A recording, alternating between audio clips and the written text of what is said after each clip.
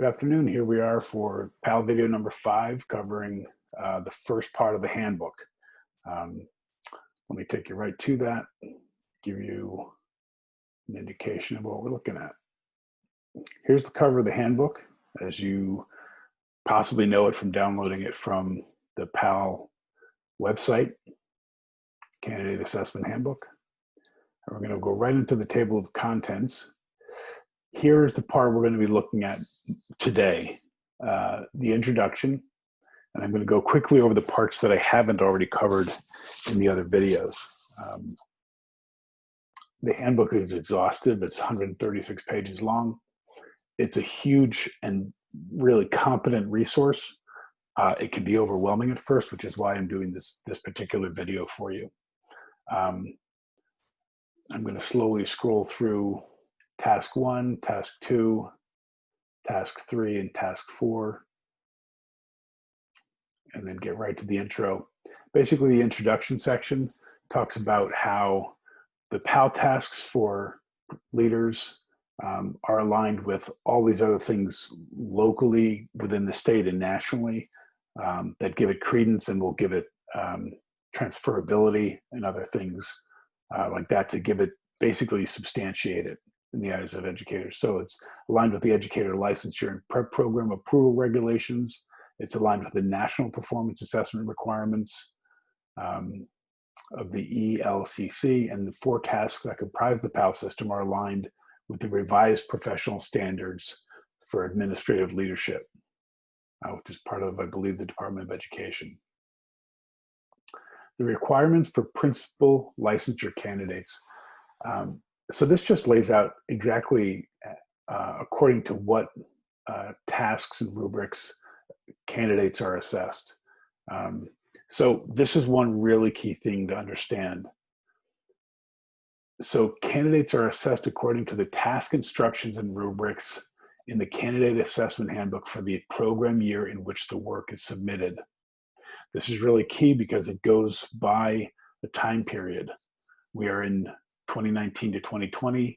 July 1st of last year to June 30th of this year is the window. Now, given the outbreak of the pandemic, it's probably going to be worth finding out if what you're submitting is going to get an extension, or whether it's viable over the summer, or whether you can do part now and part next year. I can find that question out and get back to you about it. I'm not really sure yet. According to my reading of this part of the document, ideally all 4 tasks would be submitted by June 30th, but I'm not going to trust that until I get confirmation. So I will get confirmation for you on that. The overview of the PAL assessment tasks I've already done. That was one of the early videos. I walked you through what the 4 areas are that they cover. Remember, that was the list of the PAL tasks, and then in the blue next to it, the area of focus. And here again is just a visual representation of that.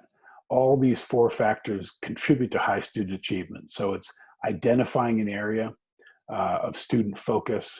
It's creating a professional learning culture. It's working with individual teachers, and it's engaging family and community to get that done. So they just are, all of this is by way of introducing you to the idea behind the PAL tasks. This is another way that they wanted to show it, which is that each of these things is kind of nested in a holistic effort to try to change student outcomes. So you find a student priority area of need, and then you drill down and find the academic priority. You focus on improving the outcomes and expertise of a professional learning group, and then you focus directly on teacher work. Part of the academic area is engaging family and community right here. The process, the components of leadership action, and this is what the PAL tasks try to replicate, is that you will investigate, prepare, act, and then assess your action. So it's that 4-part cycle, which can then lead to further investigation, more preparation, subsequent actions, and assessments as a process of improvement. So the work product submissions, this is something I highlighted because it's especially important.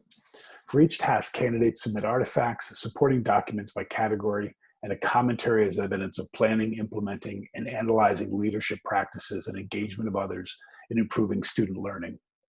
Considered part of the assessment for school leadership licensure, all the work product submissions will be assessed by trained scorers who have educational leadership expertise.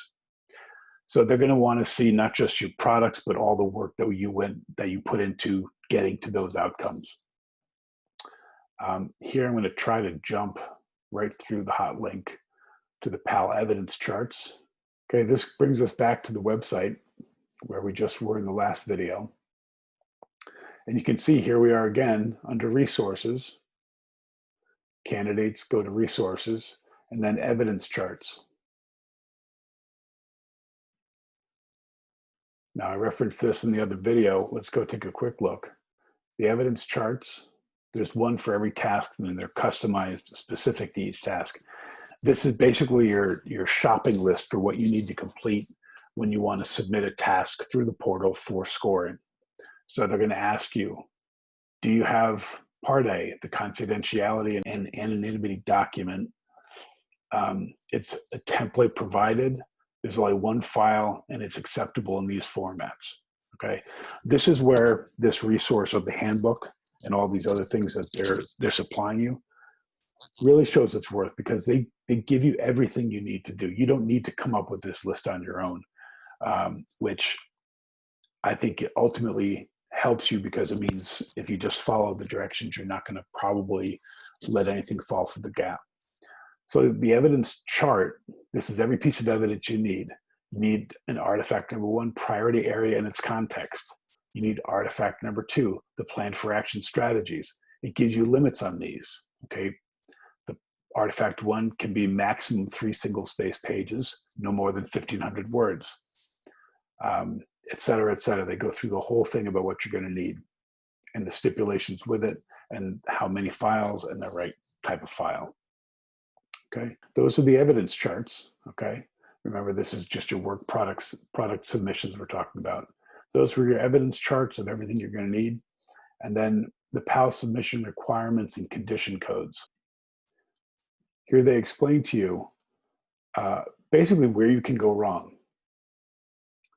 This is how they're going to, these are the requirements for submission, and then how they're going to basically, not the rubric by which they're going to score you, but the condition codes that they will assign or assess to your product if it doesn't meet the criteria.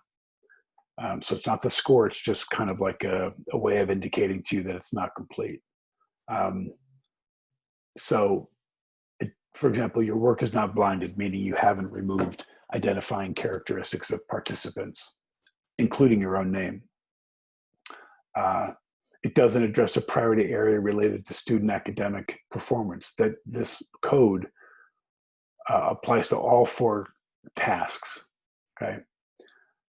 Code C, it could be any of these, does not include all supporting documents, or has an incorrect file provided, or is missing an artifact, or reference artifact is not submitted, or you put a blank or incomplete artifact in there. And it just goes on. Like, that sort of score can apply to all 4 of the tasks. This one, you'll see here, applies only to the videos. So a scoring or condition code assigned of D specifically refers only to videos. All right, and there's only a few more, E, F, and X.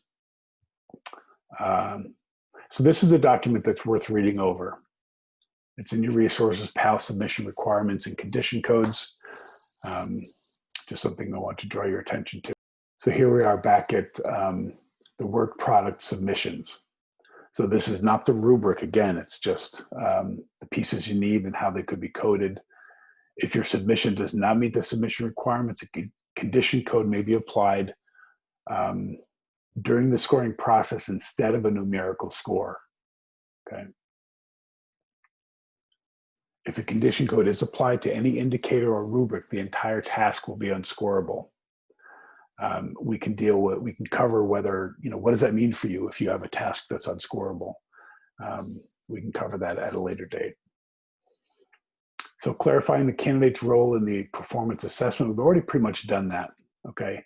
These are the rules of assessment participation. We've gone over that, and confidentiality and required disclosure of collaborations. We've gone through that quite a bit. Accessing the PAL assessment system, that has to do with registering. You want to be able to basically set yourself up as a registered user and be able to access it and submit your work for review. Confidentiality, this explains not only, it's actually specifically your confidentiality and the confidentiality of your scores. This is not pertaining to your work product or anything like that. It's about you as a candidate in the system. You do have access to your own scores, and you'll have access to your work products up until the time of submission. So once you hit submit, you can't go back and edit or revise. Scores are screened and assigned to candidates who are not in their own districts or prep programs to ensure candidate anonymity and confidentiality, et cetera. But this is, I'll let you read through the rest of that, but the confidentiality here, again, applies to you as a candidate in the system. Performance standards. The performance standards for candidates are as follows. All completed work must yield a minimum threshold score of 2.1 on a 4.0 scale for each task, okay? And candidates must meet or exceed a passing score of 2.75. So this is just about how, what is like the baseline passing score for you to be able to get your licensure. The evaluation criteria, your evidence is going to be judged according to 5 components of leadership practice, okay? And you're familiar with these. Setting direction for high student achievement, creating a professional learning culture among staff, supporting individual teacher development, engaging families and community, analyzing leadership practices. So those are the core 5 skill sets of any really good leader as determined by the state of Massachusetts. Rubrics, we'll go over these because there's specific rubrics for each of the tasks, and they come up later in the handbook when we review each of the task sections. But you know what a rubric is, and they basically have customized them to apply to each task. And then lastly, in the introduction section, is this portion on administrative review. So it basically says if they see that there's evidence of plagiarism, or that you've copied, or that you've shared documents or something like that, there means that if your documents or work products are identified for administrative review, it indicates a match of identical or similar language to other sources. So that means they're going to put you through a review process to see the degree to which, advertently or inadvertently, some stuff might have gotten copied or carried in into your submission. Okay, that's it for the introduction to the handbook. It covers the first 10 or 11 pages or so. It gives you sort of the historical global look of how they came up with PAL, what's specific to this year. And then in the subsequent videos, we'll get into tasks 1 through 4 and really break those down as to what's required.